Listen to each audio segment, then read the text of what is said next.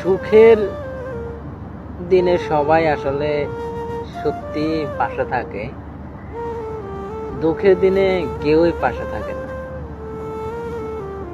এটা সত্যি একটা নিঃশব্দ না বলার কথা।